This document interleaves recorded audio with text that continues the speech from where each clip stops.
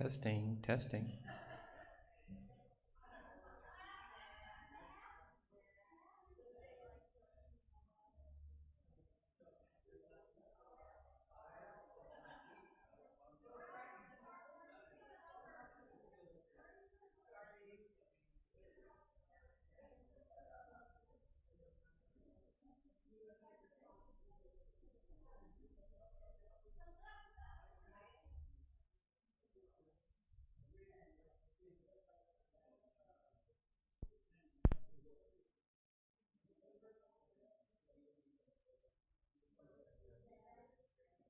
Testing, testing.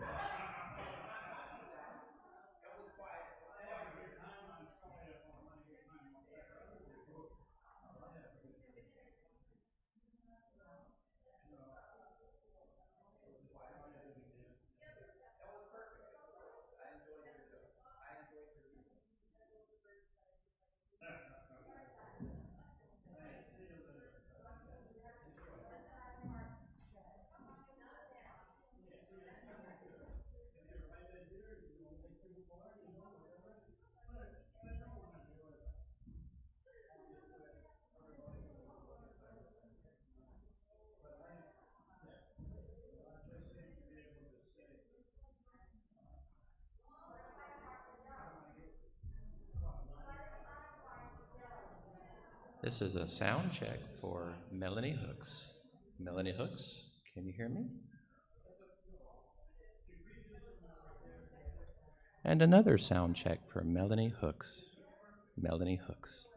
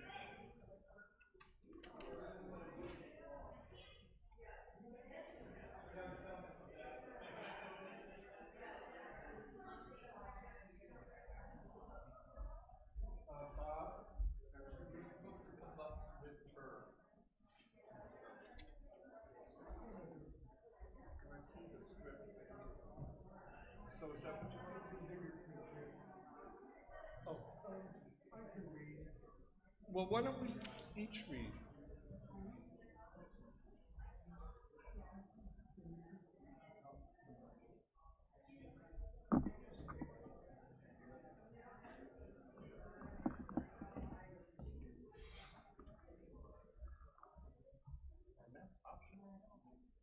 You know, that's an excellent question. Yeah. Huh. I don't know if there's been like an official policy change or not. Oh yeah. We'll just shove it over this mention. Yeah. That was not in the way. Oh yeah, that's fine. Yeah, that'll be the next one I flop open here. Thanks.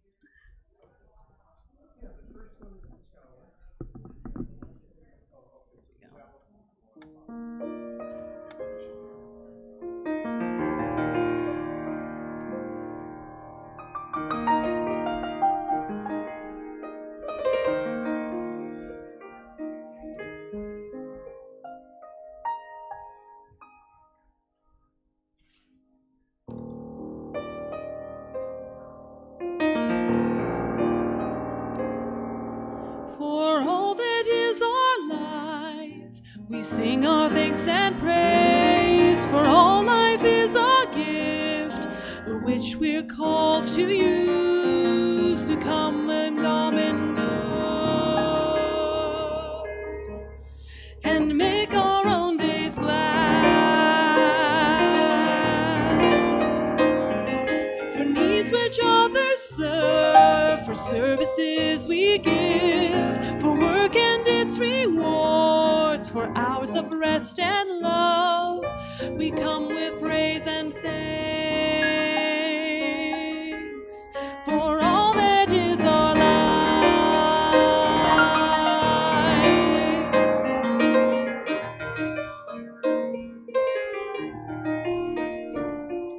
For all that is our life, we sing our thanks and praise. For all life is a gift, for which we're called to use to build the common good and make our own days glad.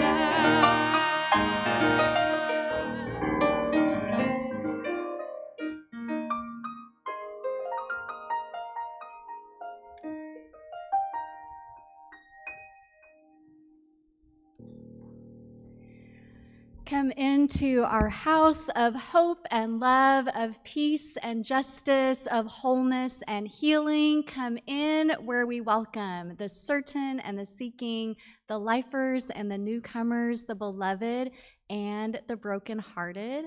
All of you can find a home here at Throop, where we go love the world from the heart of Pasadena and from the very heart of our homes. Hello, our Throop people who are joining us by live stream this morning.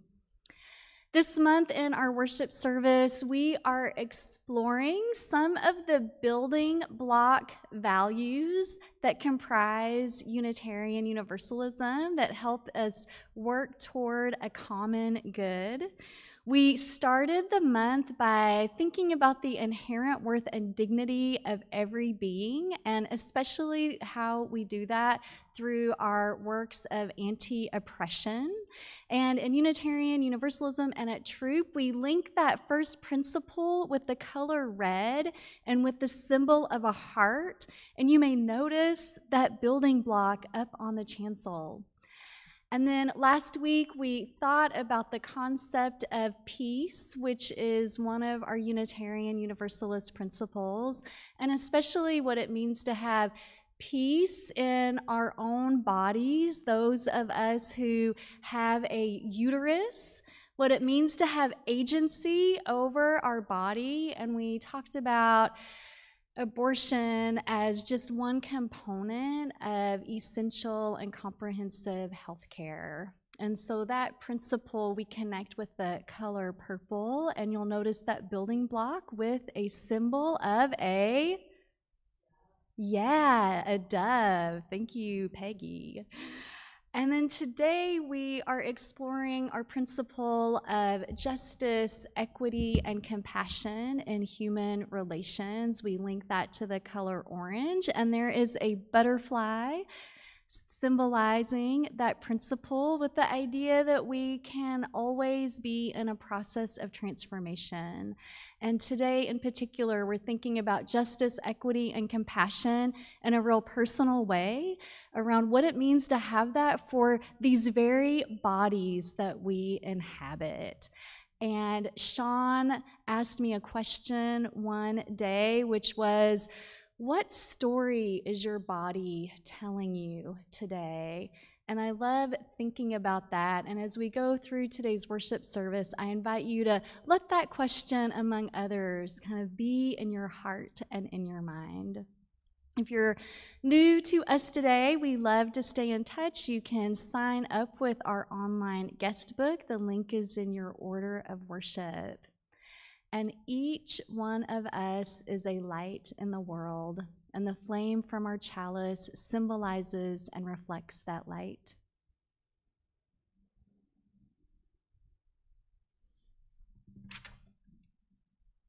Our time together in worship is intimately connected with our daily lives. As a symbol of that connection, we light our chalice with love, compassion, and justice.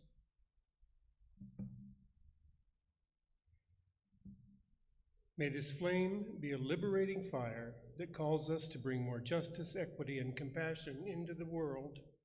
May this flame be a liberating love that illuminates the wholeness and holiness of each person we encounter. We light a second candle to honor the people and ancestors whose lands we now occupy. The land under and around Throop was once and still is the home of the Gabrielino Tonga band of missionary Indian people. May this knowledge and awareness lead us into seeking justice and equity for all.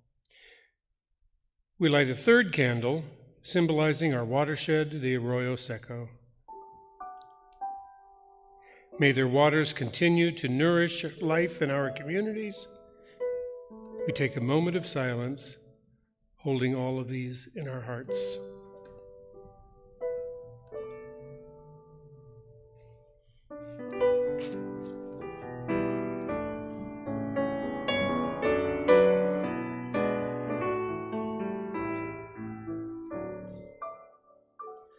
Oh, liberating rose that glows on ragged stem, your beauty helps all hearts lose power to condemn.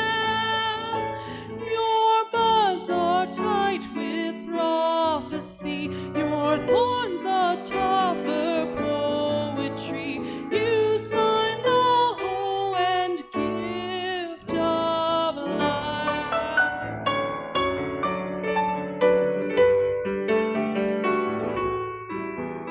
Oh, liberating fire that calls a cleansing rage whenever hurtful lies distort our present age. Your dancing dreams and liberty to challenge each indignity. You sign the whole and faith of life. And take a moment and turn to a neighbor and welcome them into our worship space.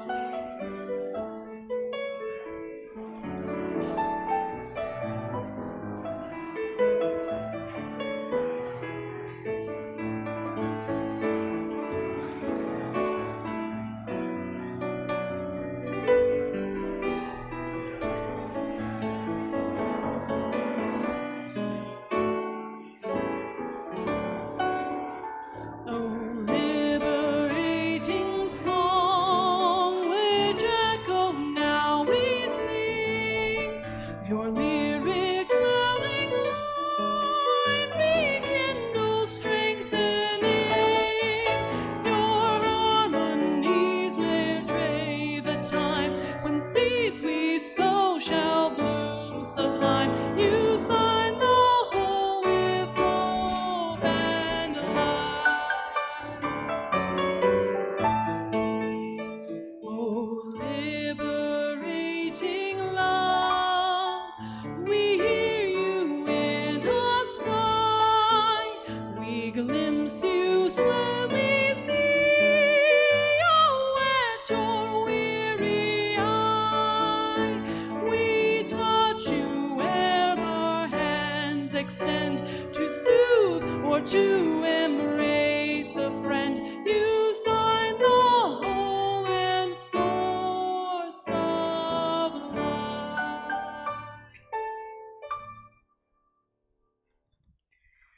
This morning's responsive reading is from Derek Walcott, and the response from the congregation will be, I promise to honor myself with love, compassion, and justice above all else. Let's do it together. I promise to honor myself with love, compassion, and justice above all else. And I want to hear you all say it vehemently every time. Let it wash over me and almost like blow my hair back up here, okay? Are you ready? Sean's ready, I can tell. He must have had a lot of coffee today. The time will come when, with elation, you will greet yourself arriving at your own door in your own mirror, and each will smile at the other's welcome. I promise to honor myself with love, compassion, and justice above all else. And say, sit here, eat. You will love again the stranger who was yourself. Give wine, give bread, give your heart back to yourself, to the stranger who has loved you. I promise to honor myself with love, compassion, and justice above all else. All your life whom you ignored for another, who knows you by heart, take down the love letters from the bookshelf.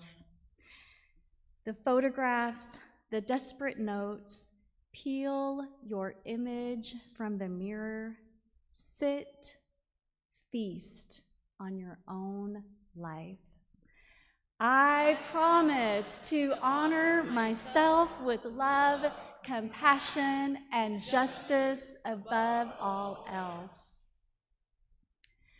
This past week, Kesa Footracer wrote a poem that is in part about honoring and showing ourselves love, compassion, and justice above all else. Too often women fold ourselves up small into shapes touted as normal and right by society. Let us no more be human origami, still bend to extend a hand to others, but start unfurling gloriously to our full and human size.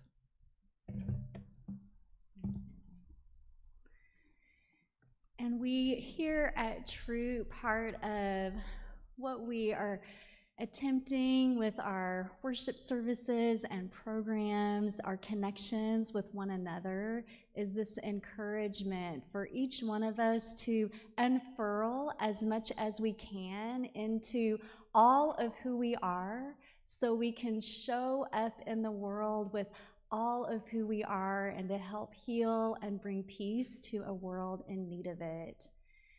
You support this congregation in so many ways. You support it through your gifts of time. your gifts of talent, and your gifts of treasure. For those of you who are able to offer a financial donation today, we appreciate it. You can give online. The ways to give are in the order of worship. And if you're here with us in the room, you will be able to offer a donation in the offering plates that someone I know is going to get those and come down the aisle with them. Don't be shy if you're sitting in a pew and feel like you want to move your body around. And this is me asking someone to go in the back and take a plate and pass it down. Yes, Kesa and David Drum, thank you. Our offering will now be gratefully received. You're broken down and tired of living life on the merry-go-round. You can't find the fighter, but I see it in you. So we're gonna walk it out and move mountains. We're gonna walk it out and move mountains. And I'll rise up, I'll rise like the day. I'll rise up, I'll rise unafraid. I'll rise up, and I'll do it 1,000 times again. And I'll rise up, high like the waves. I'll rise up, in spite of the ache. I'll rise up, and I'll do it 1,000 times again. For you, for you, for you, for you. When the silence isn't quiet and it feels like it's getting hard to breathe, and you know you feel like dying, but I promise we'll take the world to its feet and move mountains and bring it to its feet. We'll move mountains and we'll rise up, rise like the day. We'll rise up, we'll rise unafraid. We'll rise up, and we'll do it 1,000 times again. We'll rise up, right in spite of the ache, and rise up, high like the waves. I'll rise up, and we'll do it 1,000 times again. And all we need is hope, and for that we have each other, and for that we have each other. We will rise, we will rise, we will rise, we will rise, we will rise, and for that we'll have each other. And I'll rise up, I'll rise like the day. I'll rise up, I'll rise unafraid. I'll rise up, and I'll do it 1,000 times again. And we'll rise up, high like the waves. We'll rise up, in spite of the ache. We'll rise up, we'll do it 1,000 times again.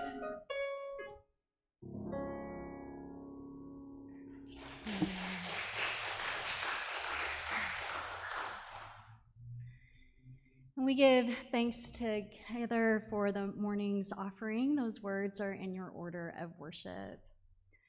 For the ministries of the church and our community, we bless our offering with love and hope. And each week we follow that with our promise to our planet, and those words are in the order of worship. As members of the family of living beings on earth, we are guided by the Unitarian Universalist principle of respect for the interdependent web of all existence, of which we are a part, with hearts filled with love for it, eyes nurtured by its beauty, and minds ruminating on ways to protect its sacred and scarce resources. We promise to nurture the well-being of all life and of the planet itself. In the past few Sundays, we have taken a moment in worship to think about how we nurture the well-being of our community life here at Throop and how we support it financially.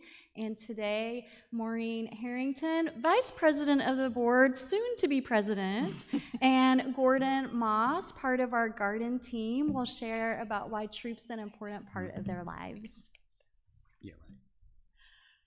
Good morning. We are here today, as Reverend Tara said, to speak on behalf of Throop's annual pledge drive. We have been Unitarian Universalists for almost 30 years, having found a community that adheres to what is important to us: care of each other, care of the world we live in. We moved from Cleveland, Ohio in 2016 and joined Throop UU soon after.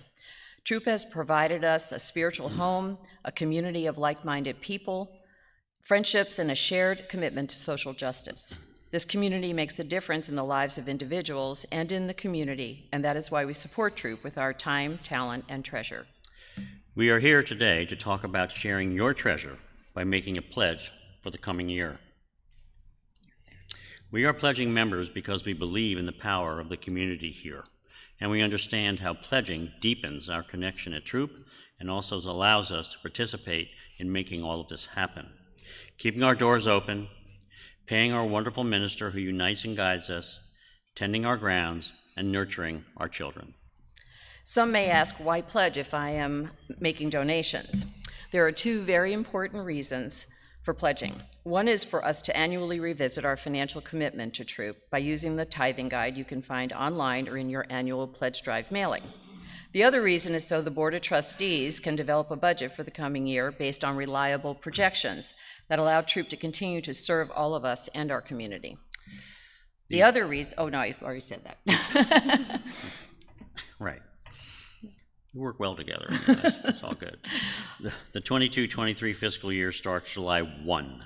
If you have already made your pledge for the coming fiscal year, thank you. And if you have not yet made your pledge, please do so today, online, or by mailing in your pledge card, or by emailing Reverend Tara.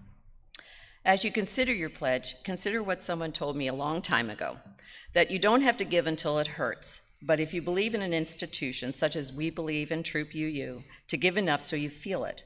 We do that, and we hope you will too. Thank you. Thank you.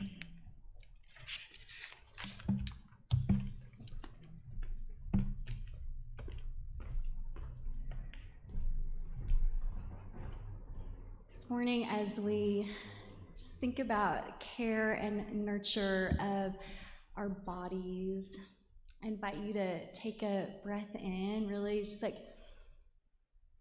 feeling that inhale come in, and wherever it lands in you, if you're someone who breathes it in and it expands your chest, or if you're someone who breathes it in and it expands your abdomen, just feel your breath coming into and through your body. And to exhale.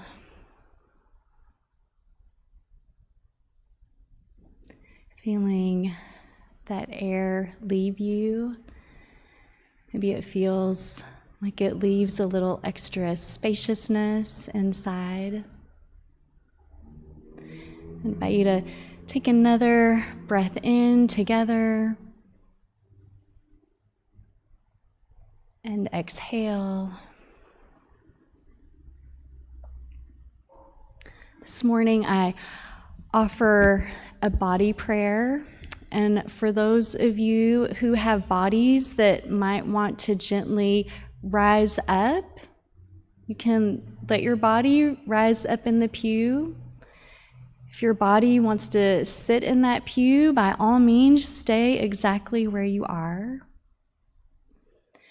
And as we take a breath in together. I invite you to, if you can, I know some of you are sitting next to someone, but let your arms just rise as they can over your head, and take a breath in. And then, put your fingers together and let your hands gently drop right to about the midpoint of your forehead. And as we're here, I invite you to either say aloud or just to yourself, "May I find wisdom in myself and others."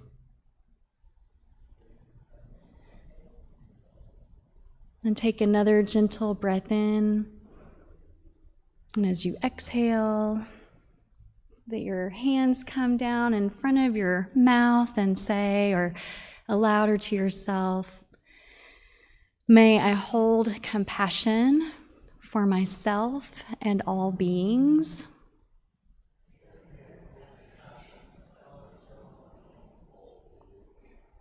And as you take a breath in and let your hands drop down in front of your heart, and either say aloud or silently to yourself, "May I love myself and those around me."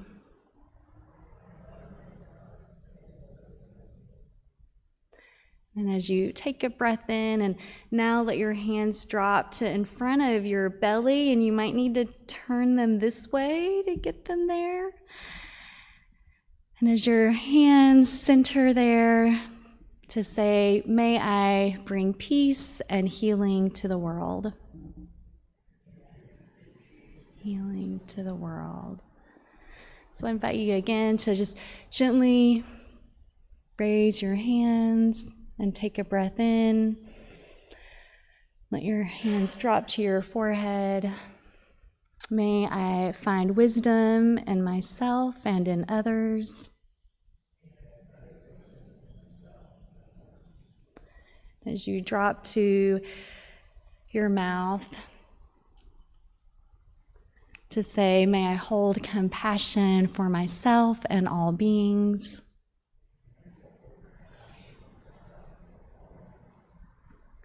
As you take a breath in and let your hands drop to your heart, "May I hold love for myself and those around me."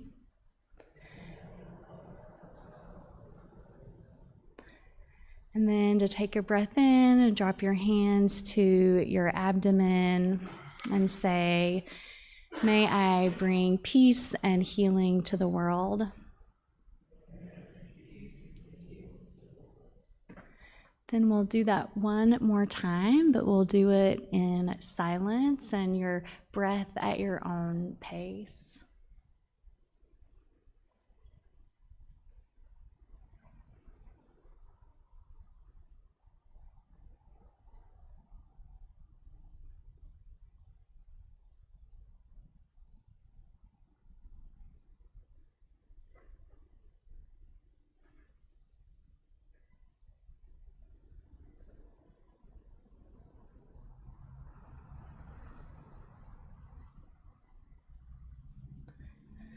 For all that is our life, we give our thanks and praise.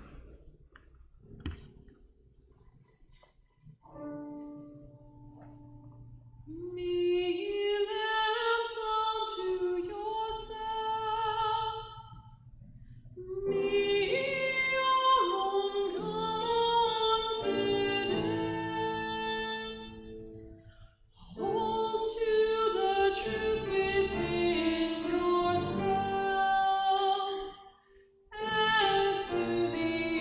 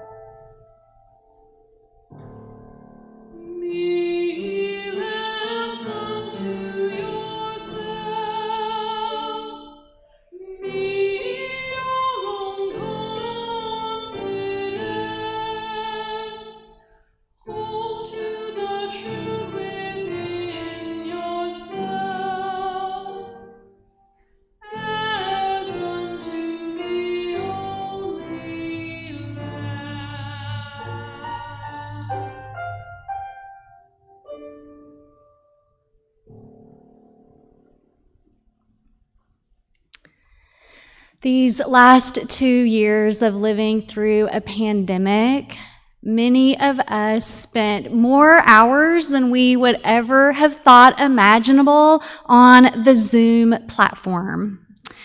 And one of the unique aspects of these lives we were living on Zoom was not only greeting others there on the screen and all of those little boxes, but we would greet ourselves mirrored in that self view on the rectangular box on our screen. So it's possible to get a little distracted by constantly seeing yourself. And I'll admit that there were times in Zoom world that I fell into a little bit of self-critique, looking at myself reflected on my screen. It's like, why is my hair so flat on one side? Is it like that all the time? And why didn't anybody tell me? Is that a shadow falling across my face? Or is that some new, oddly placed wrinkle that I didn't see in the mirror this morning? Do I look tired? Or do I look really engaged? Can they tell I'm looking at myself? Maybe I need to go to bed at 9:30 tonight so I look different tomorrow in my day full of meetings. One strategy in dealing with this sort of constant self-reflection for me was that I learned that I could move that video box down on the screen so it wasn't right up there where I could see it all the time. And then at some point I realized that you could choose the option hide self-view.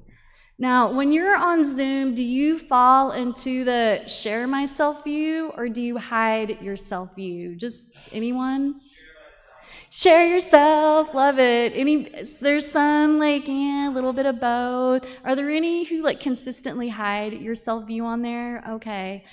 Well, one thing I realized when I would choose hide self view is then I would fret about what if I forget that the camera's on and I do something really embarrassing, which I actually did one time. And no, I'm not going to tell you what it was that I did, but it was at a faculty meeting. Well, last week, our worship service focused on destigmatizing and normalizing abortion as just one component of comprehensive health care. And as part of that service last week, we shared in a collective response with the words, "All bodies are sacred. May our bodies know peace and healing." And how many of us treat our bodies on a daily basis as if they are holy and sacred? And how many of us embrace our bodies on a daily basis as if they are worthy of all the peace and healing there is to be had in the world? How many of us instead turn on an internal hide self view? How many of us feel like our bodies aren't good enough just exactly as they are? How many of us fold ourselves up small into shapes touted as normal and right by society? Have you ever found yourself apologizing for taking up too much space? Body shame is all too common, and it starts early in life. In her book, The Body is Not an Apology, Sonia Renee Taylor shares some people's responses to their earliest memories of body shame. Kathleen shared that she was around 7 years old, and a little boy in school called her fat. And she thinks it was then at age 7 that she started dieting. David was 12 and part of a sports team. And after a practice, the sports team all went into the locker room to shower and change clothes. And one of the kids looked at David and said, "Oh, you're so skinny. You have a chicken chest." And then all the kids started clucking at him. And for the whole rest of the season, they made clucking noises at David. And Amy recalled that at 4 years old, on her very first day at daycare, one of the other little kids said that she looked like a bulldog. So these were people who are fully adults now that were at a workshop that Taylor was giving on body shame. And these stories still held power for these adults so many years later. And you might be recalling similar stories, maybe things that were said to you as a child or a teen or a young adult. Times when you were made fun of or shamed because some part of your body did not fit into the tiny circle of what is considered, quote, normal, whatever that is. Some of those stories perhaps roll around in your hearts and minds, and it's possible that those stories, even today, impact and guide your life and your decisions about how you move your body through the world. Body shame makes us view bodies as good or bad, better or worse than our own. And this constant comparing and judging, it comes out of systems of oppression that we swim in, ones that try to devalue and discriminate certain types of bodies. We are Unitarian Universalists that value the inherent worth and dignity of all beings, that work for justice, equity, and compassion in human relations, and that includes our relationship with ourselves. And we at Throop honor the wholeness and the holiness of every person. Part of living into those Unitarian Universalist values is dismantling the culture of body shame that surrounds us. In her book, Taylor offers us 4 pillars of practice to help us cultivate making peace with these bodies of ours, to cultivate a practice of listening more intently to our authentic selves, and to embrace what she calls the power of radical self-love. And for Taylor, radical self-love is a positive partnership with our bodies. It is believing, as author Adrienne Marie Brown says, "I touch my own skin, and it tells me that before there was any harm, there was miracle." Before there was any harm, there was miracle. Taylor's 4 pillars of practice to help us make peace with our bodies is taking out the toxic, mind matters, unapologetic action, and collective compassion. And this is an ongoing process. You are not going to read Taylor's book or think about these 4 pillars today, and all of a sudden, magically, you will have dismantled every little bit of body shame that surrounds you. She really talks about it as an ongoing spiritual practice. The need to constantly have our heart and minds open and aware to these messages that are coming at us, and to really intentionally stop them, interrupt them, dismantle them, to note when it is happening and to note the draw that this has on us.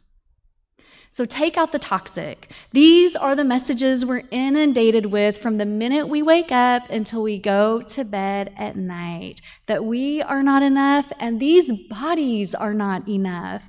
We are too tall, too short, too wide, too narrow, too dark, too pale. Our hair is too frizzy. No, it's not. It's too flat on that side.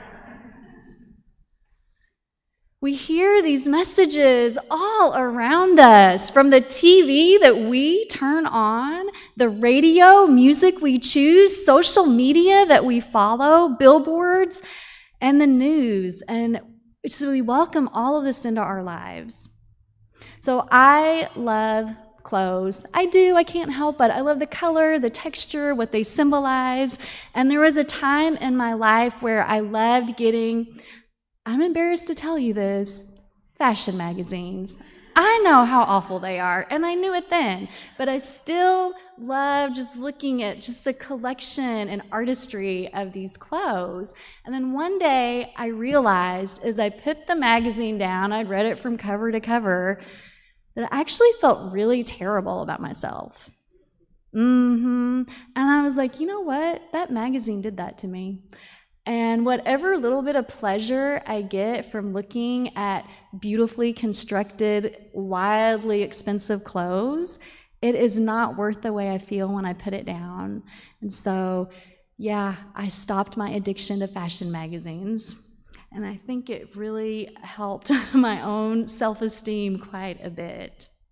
And with social media content, do you ever notice that maybe people you are following or companies, they have this icky feeling inside when you see it, or maybe you don't feel great about yourself with their messaging, and you know what? All you have to do is press the unfollow button. Go home this afternoon when you're on social media and really pay attention to how some of the things you're following make you feel about yourself, about who you are, the essence of who you are. And if it doesn't make you feel a spark of joy, get rid of it. Her second pillar is the pillar of mind matters. And she's asking us to reconsider and reconcile our relationships with our body.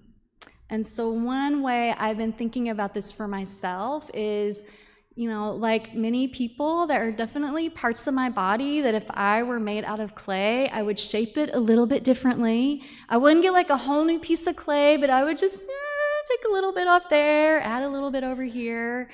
And one of the things I've realized is that some of those characteristics are actually the same physical traits that my mom and both of my grandmas had.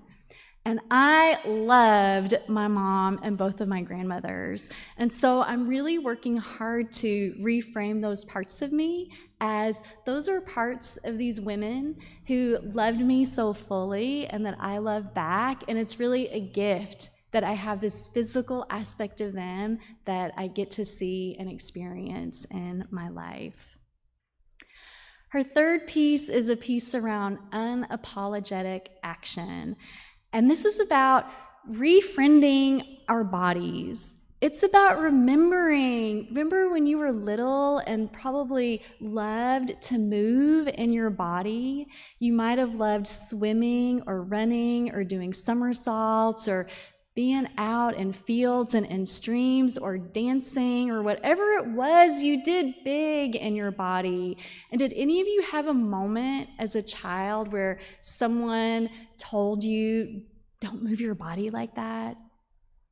It's like jiggling too much, you look kind of weird, nobody else does it that way. And then we slowly kind of stop. And not all of you, but some of us then have lives where we're just so kind of immersed in our minds about how our bodies are showing up in spaces that I think we can forget to just enjoy the fact that this body is moving us through the world. It brought you to church today. It takes you to the store. It allows you to hug those you love. And so this practice of really just becoming friends again with this body of yours. And then the fourth piece is collective compassion. And this is the piece that none of us can do alone, because it's about a community of care. It's about learning to open yourself up, to be vulnerable to other people. Those of you who are choosing to come into religious community, whether it's here in the room or live streaming, you're practicing a bit of vulnerability with other people, opening yourselves up to them and moving past a sense of just reliance only on yourselves. We sang a song earlier, Megan did so beautifully, about being lamps unto ourselves. So I think about this piece as not only holding that lamp within us, but really letting that light shine onto other people, and then being open enough to welcome that light from someone else into our own life. The poet Nayyirah Waheed wrote, "And I said to my body softly, I want to be your friend. It took a long breath and replied, I have been waiting my whole life for this." So friends, as you move into this week, I invite you to practice these 4 pillars: the taking out the toxic, the mind matters, the unapologetic action, and this piece around collective compassion that we hold for one another. And I invite you, whenever you can this week, to intentionally turn on your self-view and to sit here and eat, to give yourself wine and bread and juice and cookies and running and dancing and being in your full body self. Start unfurling gloriously to your full and whole and holy human size. May it be so.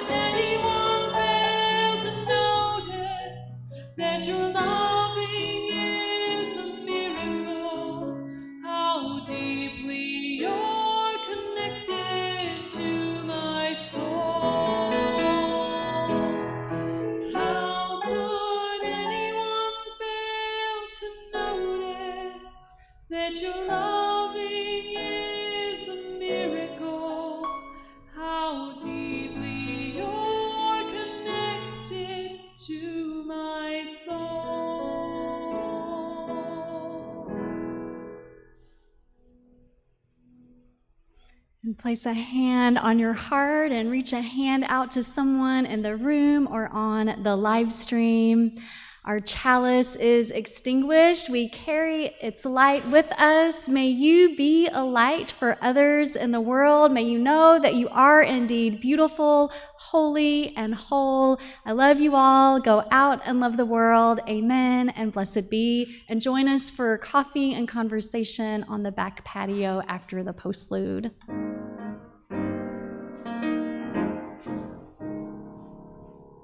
Don't feel like putting makeup on my cheeks. Do what I wanna. Love every single part of my body, top to the bottom. I'm not a supermodel from a magazine. I'm okay with not being perfect, 'cause that's perfect to me. 'Cause that's perfect to me.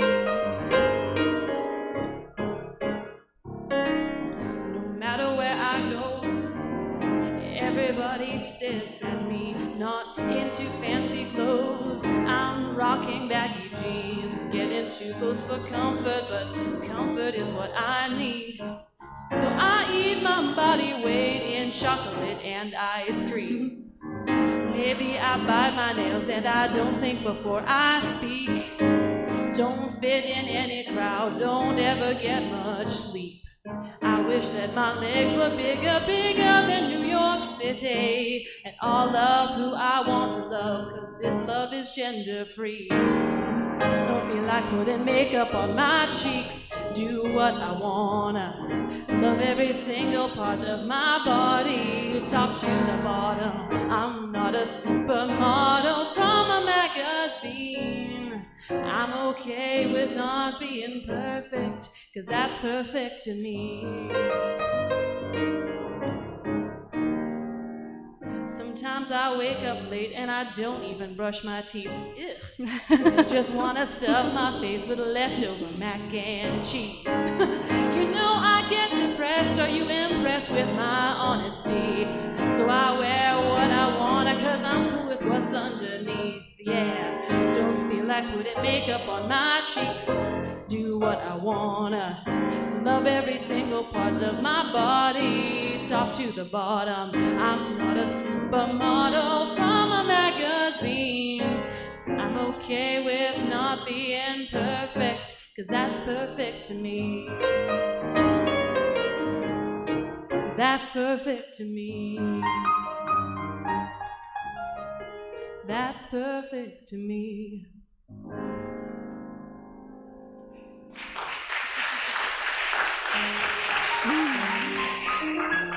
Happy Sunday. Thank you, Megan Hawks. And please do join us for coffee and conversation on the back patio.